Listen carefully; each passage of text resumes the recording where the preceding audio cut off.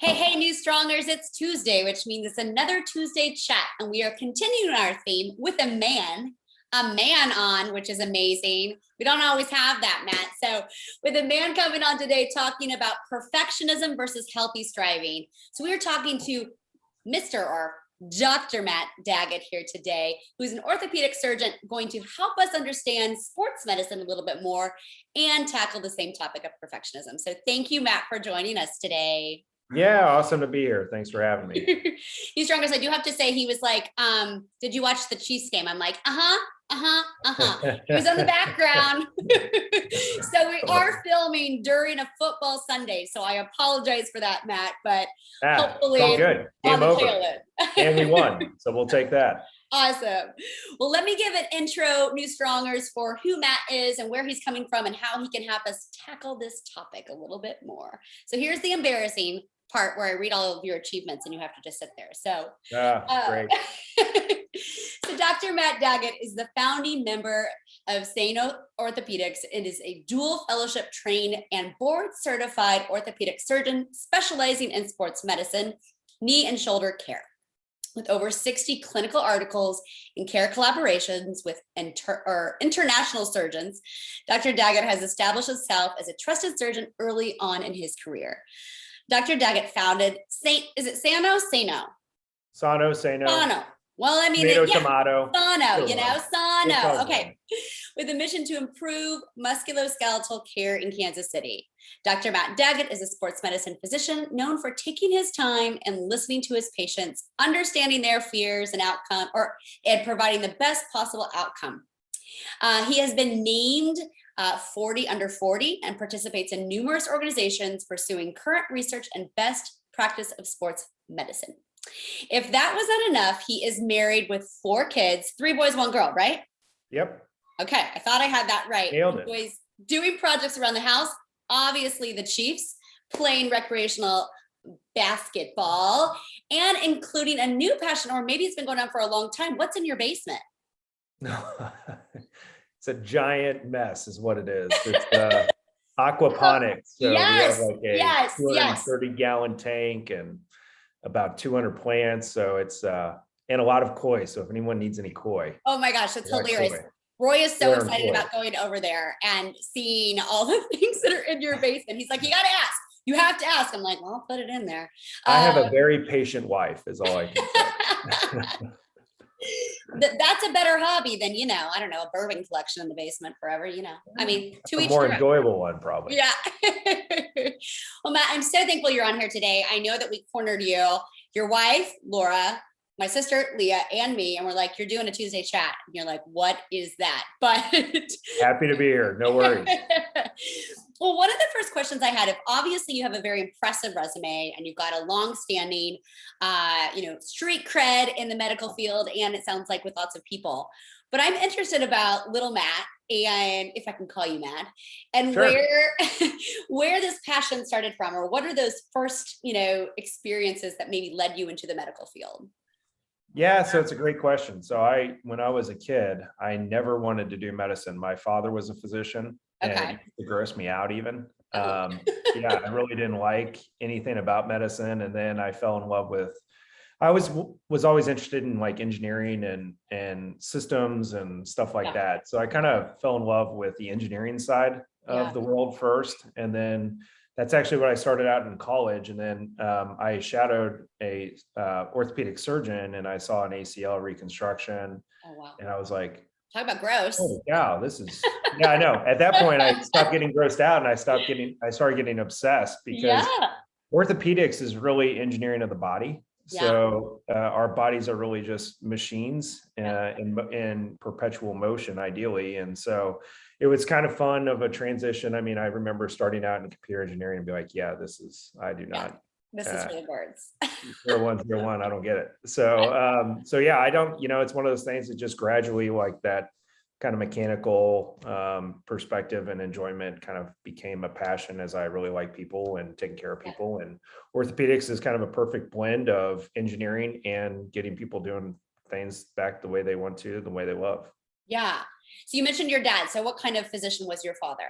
Yeah, so he was a general surgeon. So he took care of a lot of like gallbladders, abdominal cancers, appendicitis, stuff like that. So Yeah, he had when you're a general surgeon, you have a lot of long hours, yeah, and he had started a solo practice too. And so he had to work a lot. yeah. And it just, that combined with just the grotesqueness of general surgery, I didn't like either one of them. So I mean, it's a I, lot. Yeah. between the hours and just the stuff that he did, I didn't really think I wanted to do medicine. And then I found orthopedics and was like, wow, this is A awesome. different type, right? It's totally different. Yeah. Well, so you kind of mentioned that. So I do love that you and Laura, love your wife's name, obviously, but Of are course. tigers. And it's Yes. been fun to get to know you through Leah and Drew. You guys are good friends. And then knowing that Roy and I met, I don't know if you know, it's just hilarious. We met 15 years prior at Mizzou. I thought he was the biggest dork. He was like, campus everything. Like, Yeah. he was like runner up for homecoming. I mean, like the dorkiest dork, right? And then we meet 15 years later, and then I'm like, he just, won me over with his charm. But to know that we all kind of came from there. So you went to Mizzou, then you continued your education going to, I think it's KCU for your medical school. Yep. Then went on even after that to get your MBA at Rockhurst. And then you've done several residencies and fellowships that led you to a place that I think we talked about, Lyon, France, which I love as well too. I think you're heading that way pretty soon. Tell us a little bit about that journey. It sounds like you fell in love with the systems of the body, which is a really great way to explain that. I don't think I've ever heard that before. And then how that journey kind of continued into ending up in France, really. Yeah, I mean, just truly passion. I mean, I really was obsessed with learning as much as I could, and trying to, get different perspectives too. I think unfortunately in the US, we're pretty sheltered from other countries and we don't get that exchange of ideas and perspectives that when you look at a lot of the educational places in Europe, they have a lot of exchange and a lot of traveling fellowships and stuff like that. So that really, I mean, my sports medicine fellowship was in Birmingham, Alabama, which felt like a different country compared to Kansas City. And that was a great experience, but it was just definitely much more traditional US kind of training. And then being in France just was amazing experience to study with a really highly respected shoulder surgeon. And then also just to get the exchange of ideas because it's an international center where a lot of people come from literally all over the world. I met people from every single country.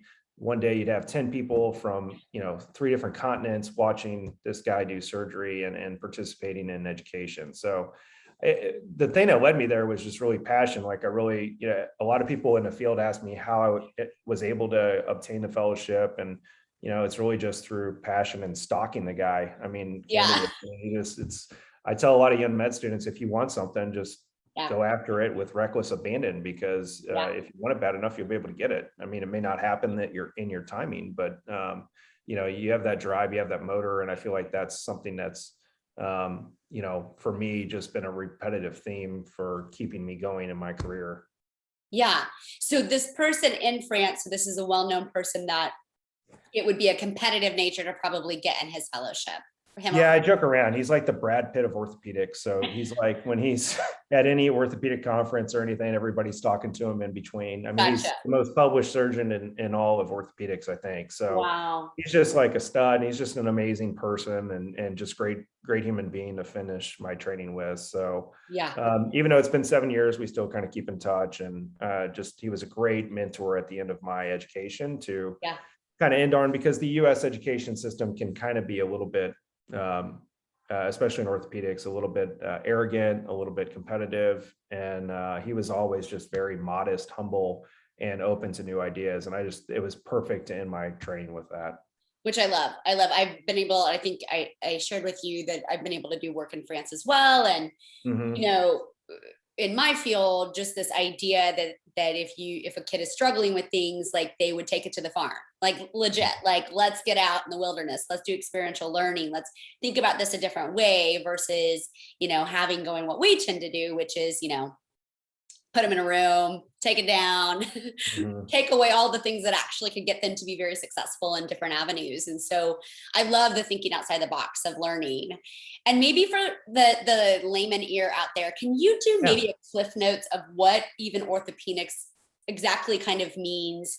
And then what are some of the clientele? What is your specific clientele that you tend to attract? Yeah, so orthopedics is basically focused on the musculoskeletal system of the body. So all the joints, bones, tendons, et cetera. Orthopedic surgeons, we basically, our role is to try to identify injuries, what they are, and then how to treat them and how to get everybody back to form and function. Right. And so, one of the really interesting thing about orthopedics is it's always changing. It's one of the fields that is so innovative and always trying to focus on pushing things forward. If you think about it, we've gone from in a pretty short time period, large open surgeries to literally now the surgery is the size of little needle sticks. And so that has just progressed because the amount of innovation in the field. But to your point about status quo and how oftentimes we kind of get caught up in doing the same things, and that the prevailing opinion is the right one in orthopedics. Just in my short career, that status quo in education system has been literally flipped on its head multiple times. Mm. And even in just the last 10 years on major topics, whether it's shoulder issues or knee issues. I mean, these things you would think we have all figured out. And I think if there's any proof of the last year and a half, it's that science is constantly evolving. Right. So I do think that, that from an orthopedic standpoint, that evolution, both in our ability to treat things smaller and then also just our constant pursuit of trying to figure out how to do things better, really drives the innovation in the field. And Matt, would you say too, knowing you've done over 60 published articles of research, and it really feels like you are still very connected to the research and the science that's behind things. I know most doctors, if we want to say should, but I think, life happens, things happen, you get kind of that in that rut. Would you say in your field, or is that just a particular to you of the passion of continuing to learn, continuing to do better, continuing to make things less invasive for people in pain?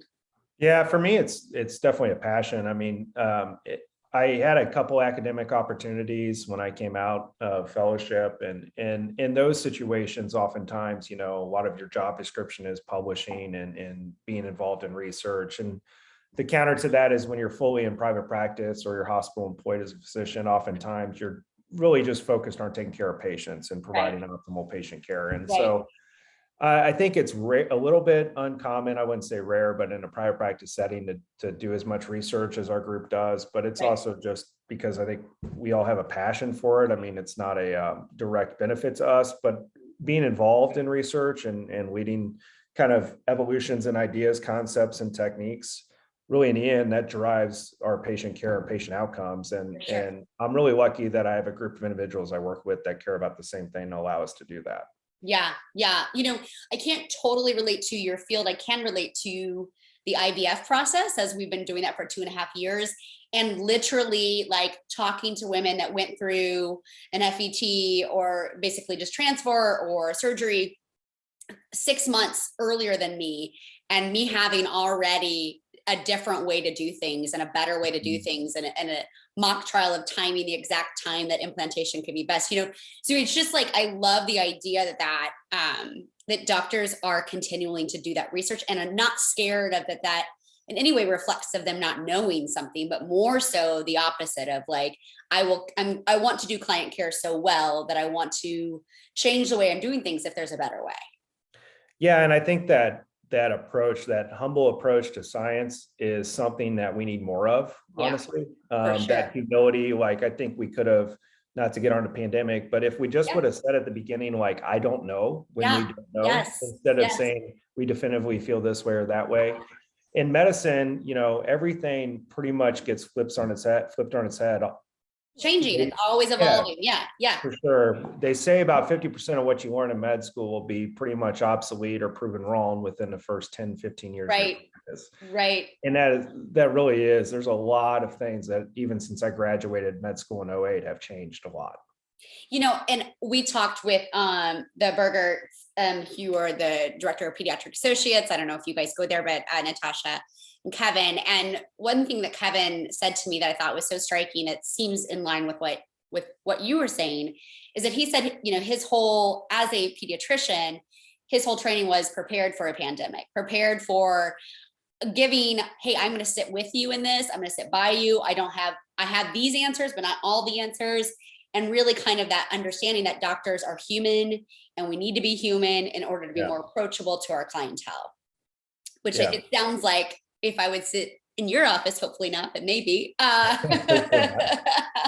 you'd be saying the same thing. So kind of moving on to, who are the clients that are coming to you? What is kind of your like main focus that you would say if you're thinking about your clients currently? Yeah, so I see a ton of young athlete injuries, a lot of sports injuries. So a lot of my population is kind of the younger than 18 or younger than 22, college, high school, and unfortunately younger patients. And that's a really unique population because unfortunately we're seeing a significant increase in adolescent, pediatric, orthopedic related injuries. And so many of them are preventable because about 50% of youth injuries are from overuse. Yeah.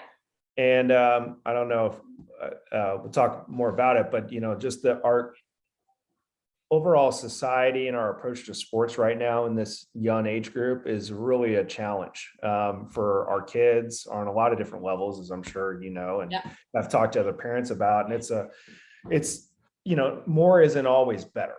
Mm-hmm. And the overuse injuries that we see are one thing, but there's just nothing more disheartening. I've had a couple young athletes who were in college. One was a college volleyball player and one was a college baseball player in this last week. And both of them had been battling shoulder pain for, really months. And they both were with their parents in the exam room, and they both said, I just don't want to play anymore. Yeah. And their parents were like floored. They couldn't believe what they were saying because this was a passion for these young athletes for a lot of years. I mean, imagine the number of traveling teams and club teams and money and they just don't want to do it anymore. And we see that all the time. Right. And early specialization especially is a huge issue. Well, and I love that you kind of went into the exact question that I was going to say. As we're focusing this month about perfectionism versus healthy striving, our working definition of that is really talking about perfectionism is this unattainable idea that if we're perfect enough, perform perfect enough, look perfect enough, that we can avoid judgment, painful things, embarrassment, shame, and ultimately, right, the idea that we will not fail. And we know that those are unattainable. We know that practicing failure, meaning healthy striving, is not failure, but practicing what that feels like builds better skills than trying to be perfect, right? But in the sports world, I talked last week with a dance owner, and that was her life whole dream, to just perform and do all of the things, going further in life and Broadway and those kinds of things, but yet decided early on that the idea of building her skill didn't have to be competitive in nature. She didn't have to go to all the traveling competitive workshops and decide, in dance, playing the part of makeup and, different outfits and all of that goes into the whole body pressures of things, right? But you're really talking about a different kind of body pressure, which means pushing your body past the point that it can take. Yeah. And what I've seen, Matt, and I wonder about you, is exactly what you just said, is our red flag is when the enjoyment stops. We have stopped enjoying what we're trying to say is going to be our lifelong goal or what we want to be passionate about. And we've started to just do the wheels and we forget what we're doing. Yeah. What would you say you're seeing with the idea of perfectionism in your field? I would love to know kind of even the adolescent, young adult, and then the parenting aspect that you brought up in that too. Yeah, I mean, as parents, we all love our kids. We all want what's best for our kids. And so like the nature of the issue we see is not a result of parents not caring about their kids 100%, or caring about their outcome. It's a result of, trying to push their kids, or whether it's, they were an old, like I played basketball, Right. loved basketball, obsessed with basketball. I remember sophomore year of high school, I had to guard a player named Kareem Rush, who was way better than me. And I realized that I'm not going to make it to the NBA. And I was like, well, that sucks. Turns out I reached my genetic potential. Right. What I strived, I practiced and did everything I could, but I am going to be ceilinged out in my basketball career, as evidenced by that interaction with a guy who was much more athletic and better than me. And so when I give talks on injury prevention, it's also realizing like I'm not built like LeBron James. If you put a picture of him and I side by side, it's not the same person.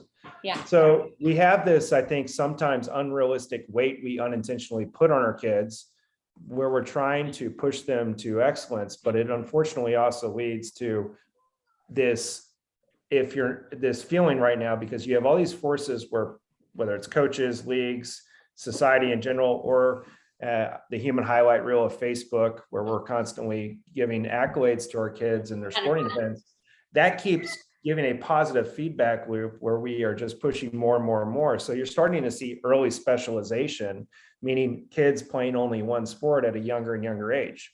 Right. I remember my daughter playing soccer a couple of years ago. The coach,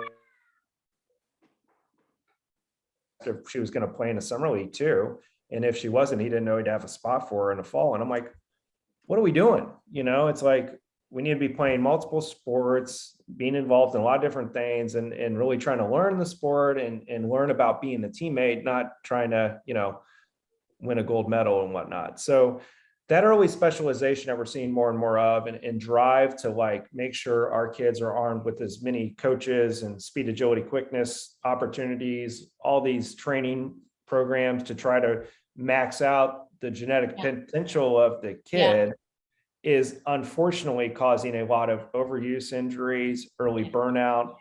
And what's interesting, when you look at the science of it, early specialization, year-round sports, over and doing too much of it, the only three things when we look at all the studies that we see are repetitively occurring is you get injured more often, you have higher, more traumatic levels of injury that go with that too, and then you have an increased level of burnout. And those are the only three things that science has shown early specialization causes. So it's one of those things, it's like, we have it all backwards. And you think about what sports were like, not to sound like the 85-year-old grandpa in a rocking chair. Yes. When we were kids, we would play, some games, my parents, I remember bringing a cooler to the event. I mean, it was much more of like a, get out there and have fun. And obviously, as we went on through different grade levels, it became more competitive and serious. But it's just, there's a lot of pressure in the mental health side of sports, where it used to be, I think, much more of a positive, like developing those personal skills sets of not just physical, but the mental and psychological, overcoming challenges, things like that.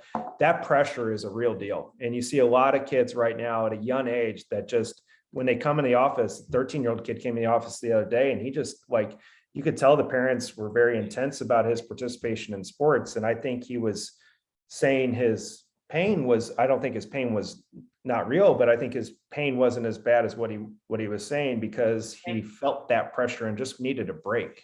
Right. Well, and you bring up such a great point that I did want to discuss today, is the symptomatic kind of psychology, right? So I'm going to say my foot hurts because it's way easier for me to say my foot hurts than it is for me to say this is too much. I'm internally past a point where I wake up in the morning and say I like myself. I am desperately trying to find some relief. Yeah. And I think that, what I see in our school system right now, I mean, you could put it with, Leah and I are going into a contract to a school, and like the kids don't want to miss 5 minutes of a class, which put us back to 85. I would have been like, yes, please. I'm fine. Take me out. We'll do some artwork. Okay. And it is so difficult. And I think you're saying the exact same thing of what I heard last week, which is, you don't need to play all year round 24/7 of a sport in order to have the skill mastered for you.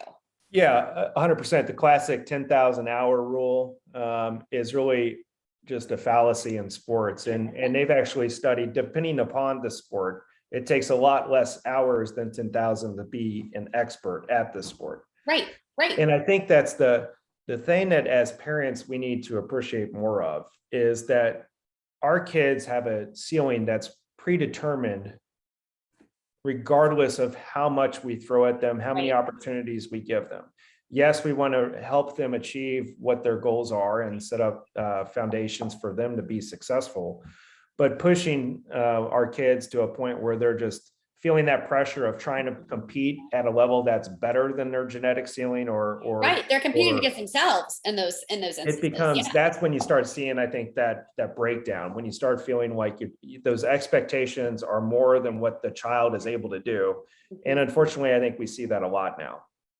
So what would your advice be, Matt, if you're thinking of the kids you're seeing? I'm primarily talking about kind of this younger age, right? Where we're like, we can still be doing a lot of preventative care. We can still be seeing some red flags. What would some of the red flags that you would maybe have parents watch out for? And again, all parents are wanting to do the best, but sometimes we Sure. lose ourselves, right? Sometimes our Oh, yeah. identity starts to play into how my son or daughter perform. And obviously that's red flags all over the place. But what would you say if, your son or daughter is in competitive sports and their coach is like on them constantly? What would be some red flags of going, hey, this is how we can kind of pull back to make sure that we had the longevity going on for our kiddos? Yeah, I think the biggest, when you look at a lot of the research, year-round sports, specifically focusing on one sport. Year-round sports is okay if you're doing multiple different activities and you're getting kind of this, for example, you play baseball one season, then soccer, and then basketball. You get this rotation down. You're doing different things. You're teaching your body to do different athletic movements. That's all good.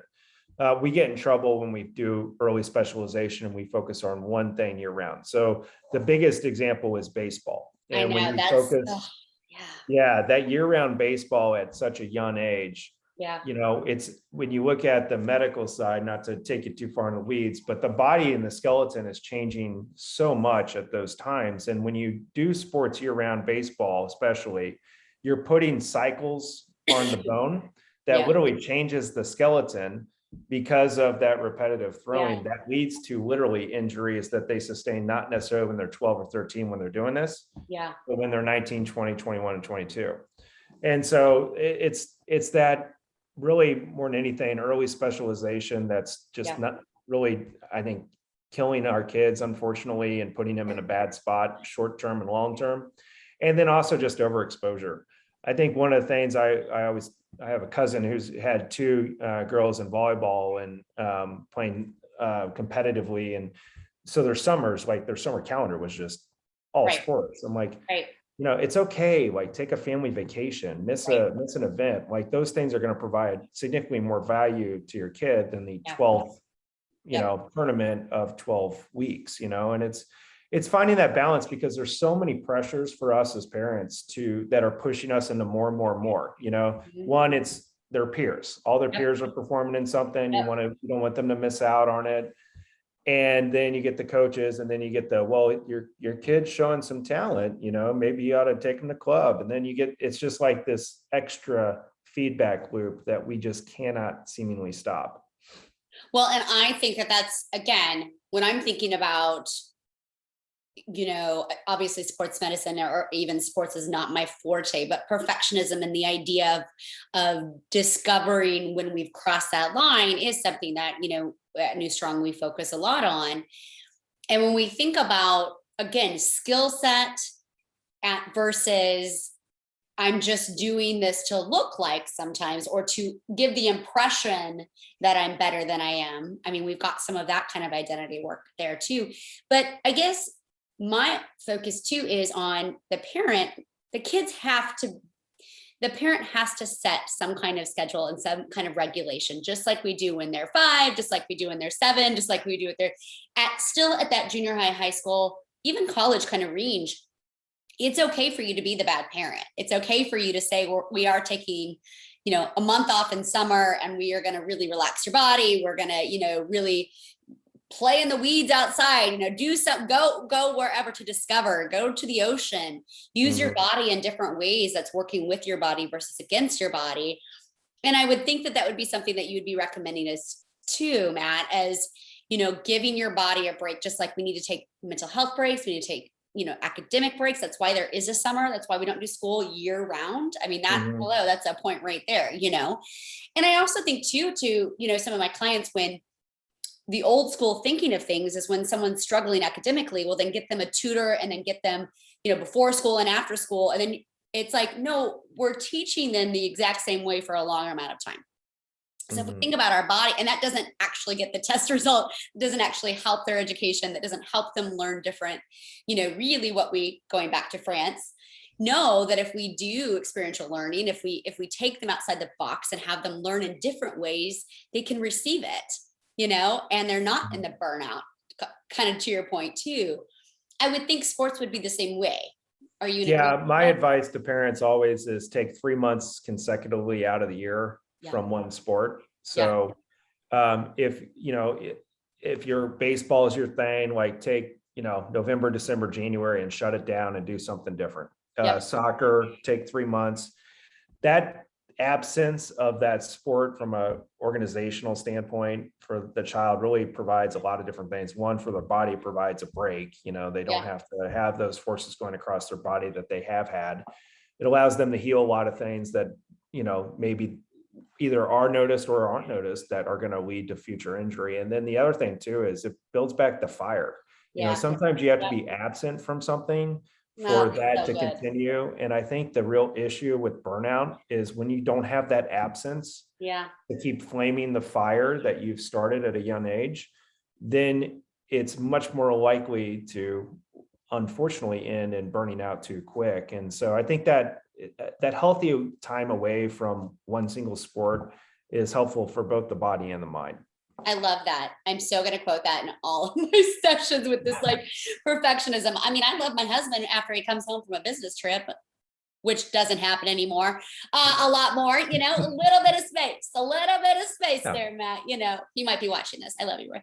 But I do want to kind of move through of one thing I love that I heard.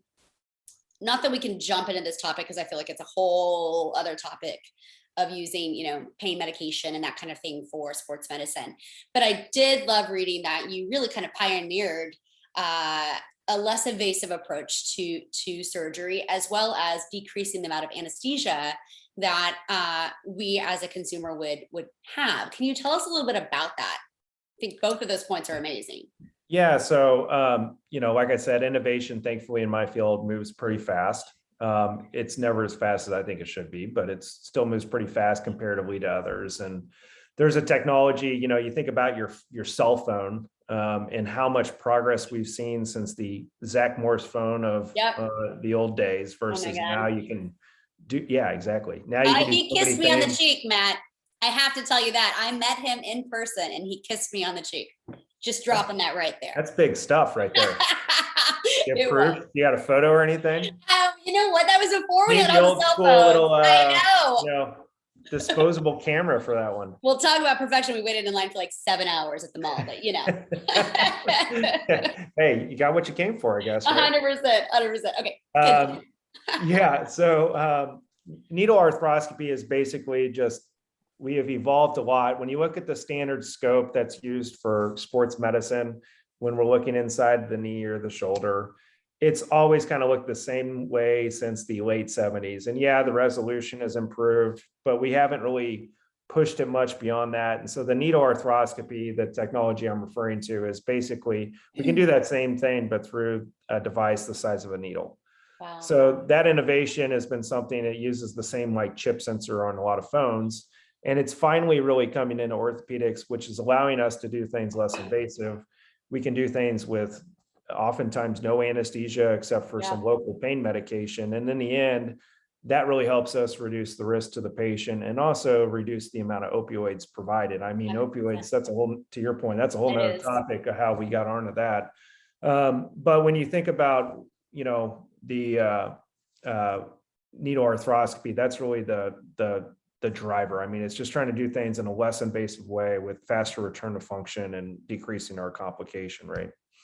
Yeah. And I think, again, like your field, that's such a hot topic too. I'm watching Dope Stick. I don't know if you've heard of that. But it's kind of just talking about the opiate epidemic and just kind of just, again, that goes back to, we're not going to, that's a big house there.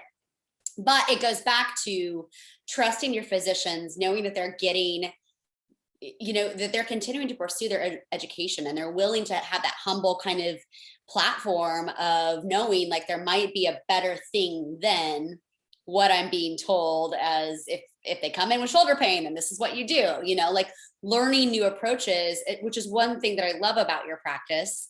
And it sounds like that you've been on a mission on, if I could actually quote you, Matt, you're like, where are you finding these things? Yeah, this is scary.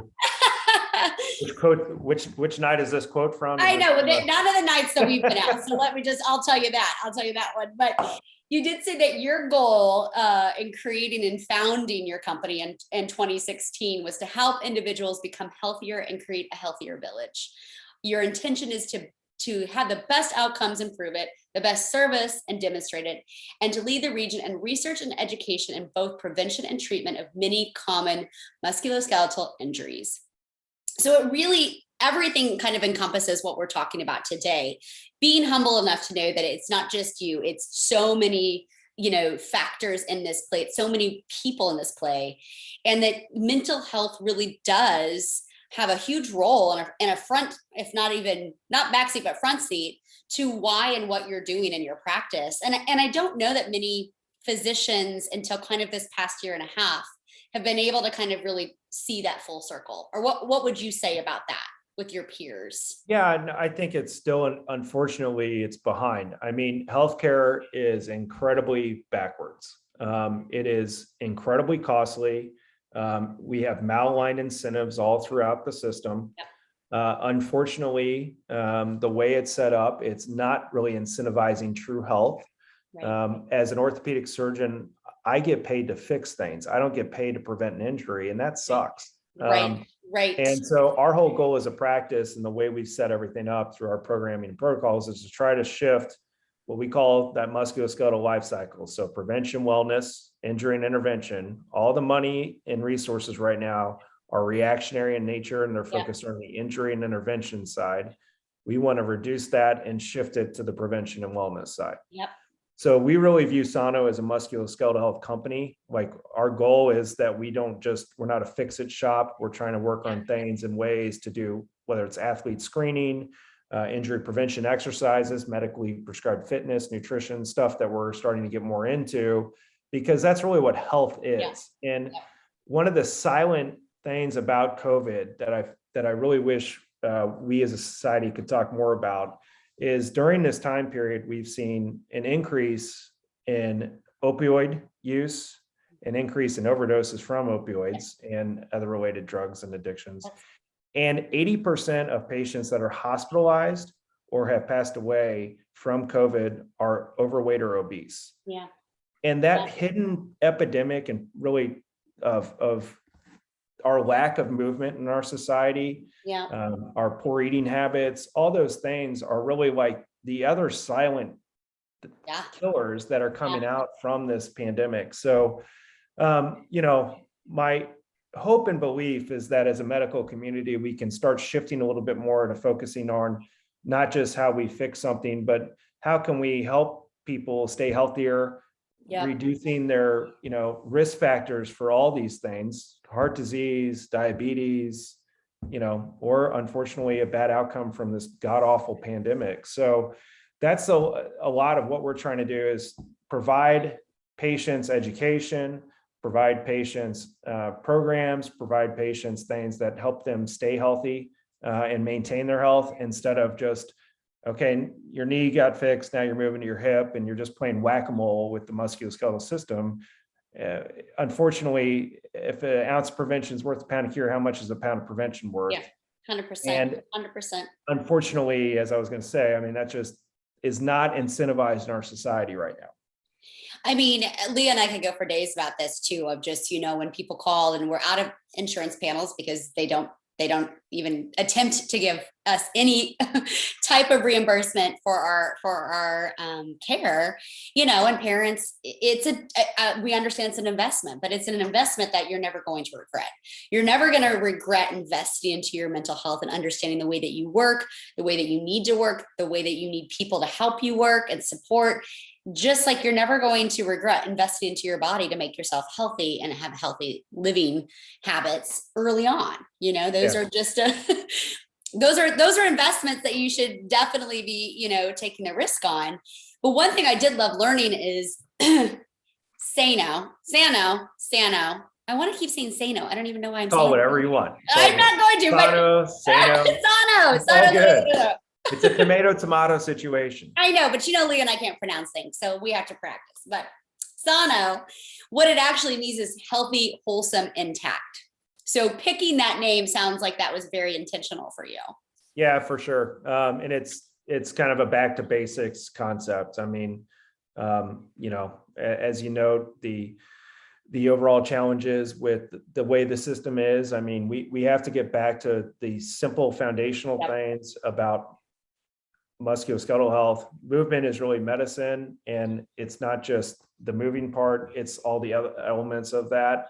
And I think to your point you were making about the preventions part, what's interesting is when you look at ACLs and patients who tear their ACLs and are getting back to sports, everyone who has undergone that surgery undergoes a lot of physical therapy. And usually parents will spend a lot of money and time pushing their child with physical therapy to get back. Yeah. But the number one barrier to returning to play after an ACL injury is the psychological impact of injury.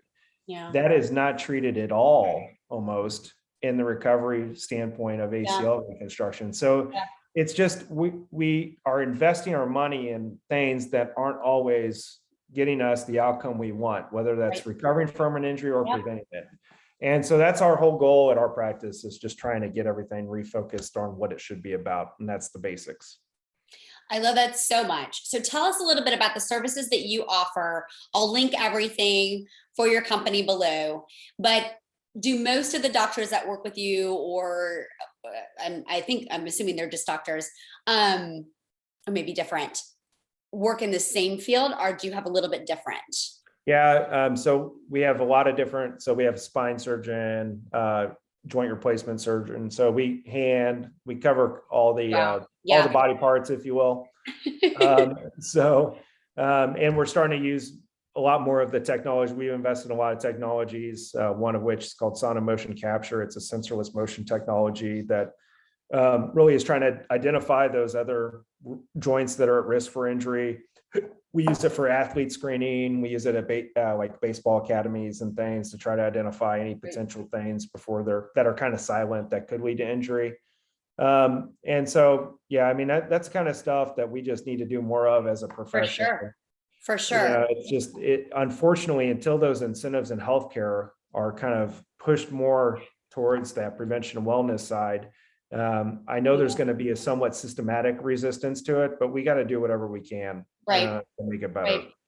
So that is one of my last questions is, if someone who's an athlete is going, you know what, I want to just kind of come in for a well check, is that something that is possible at your clinic, or is that something not possible? Yeah, so with Sano Motion Capture, we do those athlete screens oftentimes. We'll have like a 1-day event where we'll do athlete screens and then try to provide corrective exercises. Sports physicals, we do sports physicals too, as part of our service to the community. But it's one of those things as we start working on for 2022, like medical fitness is a big thing that we are actively working on creating our programs for, because we have these tools and protocols that we believe will provide kind of that focused, expertise. A lot of, I think, patients yearn for, because we have a lot of patients that, for example, had a knee replacement. They don't really know how to get that transition to the gym. They finish physical therapy, but they want a more prescriptive plan. So for our practice, we'll be having a lot more of that over 2022 and 2023 as we try to build out those other aspects of the prevention and wellness side. And our hope and belief is that by shifting, especially controlled populations, like whether it's an employer and their covered lives or a payer, we want to be able to take care of everybody, shifting that cost of care from injury and intervention to the prevention and wellness side, because that's once again what healthcare should be about. It's 100%. I mean, you and I can go on for days and days and days about this, but yeah, so literally. repeat the three things that you said. So burnout. What are the three things you said to kind of look out for as a parent? Early specialization is the Early biggest specialization. thing. Yes. That's the biggest thing. Just don't specialize in one sport too early. Take a break. Take 3 months out of the year Okay. from a single sport. So go do something else, or take that time to explore something like chess or 100%. something that doesn't necessarily have to be sports. And then just, from a parent side, give your child the tools, that they need to try to learn these things, but be aware of the pressure we may not consciously understand we're putting on our kids to reach, a genetic potential that they cannot. And realizing, I think I had this conversation with the dad at soccer yesterday, like, unfortunately, it's unlikely that any of the kids that are on our team are going to go play for Sporting Kansas City or Barcelona or whatever else, or even in our zip code, or potentially even in our city. So it's just appreciating that is, sports are meant to be fun. They're meant to be enjoyment. Yes. Yeah. And don't forget the fun. Yep. 100%. I love that so much. And that is always my red flag with anything. Like, where's the enjoyment? Of course it can be hard work. Of course it can be healthy striving. But if we have just in the whole week, we haven't enjoyed an ounce of it, then, we really need to investigate that. So Matt, we are so thankful that you took some time with us today. Oh yeah, it's a pleasure. Dive into your brain. I would be remiss, and my husband would be very mad at me if I did not talk about your philosophy of how, one, you're running your business. I think that obviously carries over into how you run your life, which is not just in the basement, but the idea and the philosophy that you have about retirement now. So can you tell our listeners this philosophy? Because Roy is all about it. He's like doing the numbers, figuring it out. When can we have, both boys there? Tell us retirement now. So I'd love to say I have the work-life balance thing figured out. I don't, but I continue to strive to get better at it. I think the reality is, unfortunately, in my line of work, I spend a lot of days. In fact, almost every day, I'll see someone who has literally worked so hard to get to retirement. Yep. And they get to, that magical age, whatever it is for them. And then either they can't move very well because they're dealing with a body that's been broken down, or they have a spouse who's struggling with the health issue or family situation. And it's just the realization that I have come to over the past 6-7 years of really active full orthopedic practice of, today is a really great day. Yeah. And when we're young and we're parenting, like the days are, what's the saying? I'll screw it up that my wife always says, but the days are long, but the years are short, or I don't know. Anyway, yes. I butchered that. But the point is, like, we go through just like with this end goal of retirement as, okay, I can't wait till I can retire because then I can do this. Next Y. And I seeing everyone all the time get to that retirement point and then having a struggle with a musculoskeletal condition that limits what they want to do in their retirement really sucks, for lack of a better term. So the whole point of that concept is just enjoy the now, take the time of, the way I look at it is I'm trying to take off 3 or 4 weeks at a time, once a year, where I can spend that time with my family doing something somewhere that's out of our routine. Yeah. And if I do that for 12 years, my thought is, okay, well, that 1 month each year will add up to an additional year of work, but at least I've had a more fulfilled time period when I actually can move and my hip hasn't gone out or whatever else. 100%. I love it so much. That's the concept. I love it so much because it's really about, I almost want to say eat, pray, love, because it's almost just about this being present in the now, being mindful about what's around you, enjoying this, like when people say like, oh, my college year experiences, or, living or studying abroad or doing those things or having a fellowship, like I will never take away. Of course, I was in my head ridiculous wanting to be married young and didn't get married till 37. But I will never regret the amount of times I could travel and living in Africa and, starting, nonprofits in Africa and really self-sustaining and, getting the goat for them to get the cow, to get the thing, like all of that stuff is just so rich and irreplaceable. And so I love that in each stage of your family's life, you also will have those memories too. Thinking about what enrichment that looks like, right?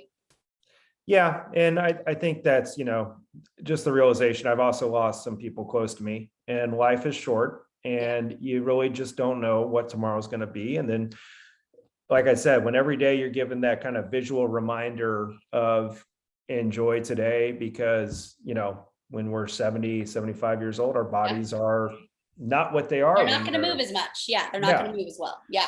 100%. So it's just trying to take the time to appreciate the now. And that's a constant thing I have to remind myself too. I wish I could say I have it down. I don't, but I think being intentional and purposeful with planning and taking time as your life allows in the now is to get out of the routine and get out of the day-to-day rat race we're all in, is incredibly therapeutic and helpful. Yeah.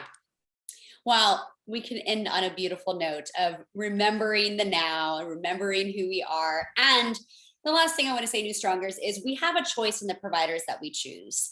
And I think it's so important to know the philosophy behind, it's a humbled individual, hopefully, right? It is still a human that has an expertise in a field that we need help with. And so, New Strongers, if you are in the need of some kind of extra care, extra support, we're going to link everything below, because again, we just really believe that if you can get with providers who have the same kind of thought process of wanting mental health to be in their practice, wanting to have preventative care, but also work with your body, that we're all going to be in the end in a better place. So Matt, I appreciate the work you're doing and I appreciate your time today. No, thanks for having me. Thank you, Matt, or Dr. Daggett. Yeah, that's good. Bye. See ya.